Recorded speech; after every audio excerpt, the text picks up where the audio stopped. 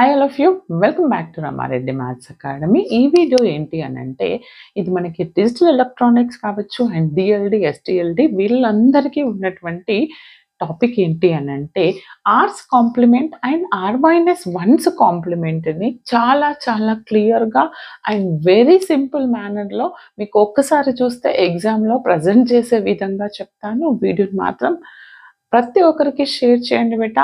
Like, comment అనేది compulsory చేయండి.